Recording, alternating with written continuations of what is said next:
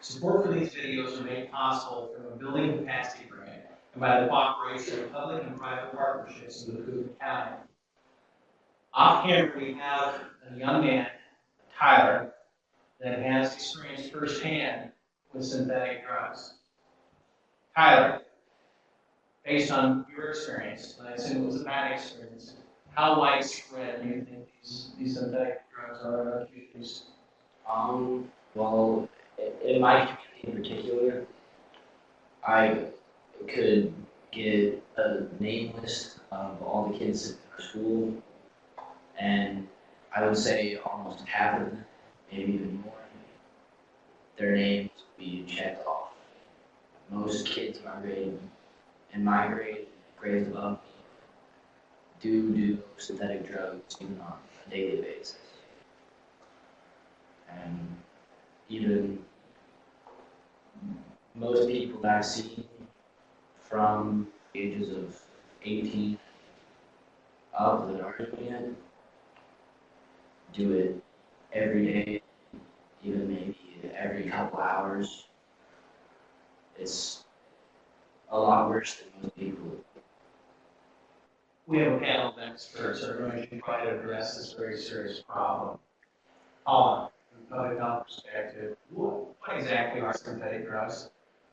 From the health department's perspective, we recognize them as synthetic marijuana and the synthetic stimulants. There's two different types. They are being sold under various names, K2, Spice, Bad Hatter, Bath Salts, and the list goes on and on and on. And we're finding through our work that there are a lot of people within our county who are using this drug and who have become addicted to it and have had major negative side effects from it. State's Attorney Watson, there's still some controversy whether or not these products are legal or illegal. What say you? These products, the chemical compounds, are federally banned. Illinois recognizes the problems with these particular chemicals, and it has a large list of compounds that are considered to be illegal. As law enforcement officers, when they see a product like this, it should be confiscated and sent to the crime lab for testing to see if it contains one of the banned chemical compounds. Macomb County has done something a little different than other municipalities or counties. Would speak to the Macomb County ordinance that's recently passed. Macomb County passed an ordinance banning these type of products, your synthetic cannabinoids and your synthetic stimulants. These particular compounds and synthetic drugs are banned. Macomb County took a broad stance and able to comprehend all different kinds of chemical compounds and include even those that mimic the effect. That way, these new strands that we see coming will cover it. Sheriff perspective, synthetic drugs problematic for the county and municipalities within the county? Absolutely. Synthetic drugs are just our latest social problem we in law enforcement have to deal with.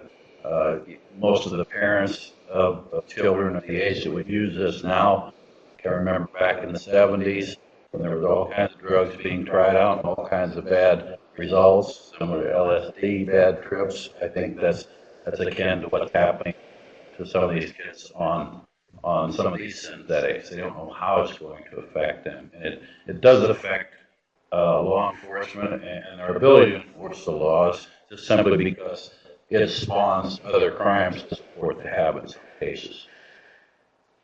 Brian, from a parent's perspective, do you feel that these drugs, the synthetic drugs, are targeted and marketed for children? Absolutely. I mean, they come in names like Scooby Snacks, and they have a pretty little package, pretty colorful packaging, that are attractive, and other names that mimic popular shows that are marketed to the demographic of the young teen, adolescent, young adult. Where do the young people find these typically? Where they sold at? Initially, we were finding them in the convenience stores, at the gas stations, at the smoke shops, but with the laws that have been passed, the ordinances that have been passed, if they are there, they're being dealt out the back door. But mostly, it's become like other illicit drugs, where it's being sold on the street corner by the local drug dealer, and that drug dealer for this particular substance may not be your typical drug dealer. It's some kid that's pretty well off. He's got some money to buy some stuff on the internet, and the capability to get it into his home and out to people in the community. Serious problem or passing fat? From public health perspective, how? The health department definitely looks at this as a serious problem, that we don't see that this drug's gonna go away completely. That now that it's made it seem, that people continue to use, so we need to continue to do education as our first line of defense. State's Attorney Lawson. It's a very serious problem. It's one that should not be taken lightly. And it's a very dangerous drug. And those who use it, don't know what kind of chemical that you've ingested in your body, which means that law enforcement doesn't know what they're dealing with.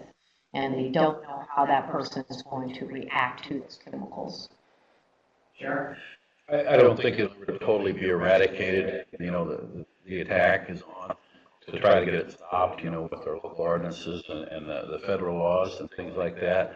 But, as long as there's money to be made by the unscrupulous people that sell it, they're going to figure out a way to do something, because they've tried it, they found out it's a huge moneymaker.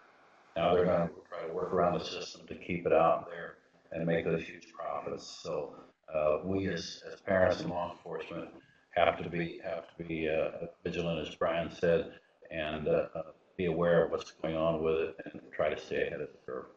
Brian? Well, I hope not. It's a passing fad, and unfortunately, I think that would mean that something's going to take its place. So, yes, by all means, as far as law enforcement is concerned, here again, stay vigilant. Listen to the parents, listen to the kids. Try to keep on top of it, and let your higher ups know what's finding out there. I think one of the biggest problems, unlike PCP, the person that's on this isn't going to necessarily have that amazing strength, this ungodly strength, and be particularly scary or harmful to others, but they're going to be in need of some emotional support. Mental health services are going to need to be called more often for people who are having a bad trip or a bad high, or who have been relatively long time users. There's going to be emotional problems. There's going to be an emotional instability that's right up there with being suicidal. Tyler, did the experts get it right? Yeah, I would agree with Brian that the emotional instability is very strong. I've seen a lot of people deal with withdrawals from it, and most of them say all about having tried to kill themselves.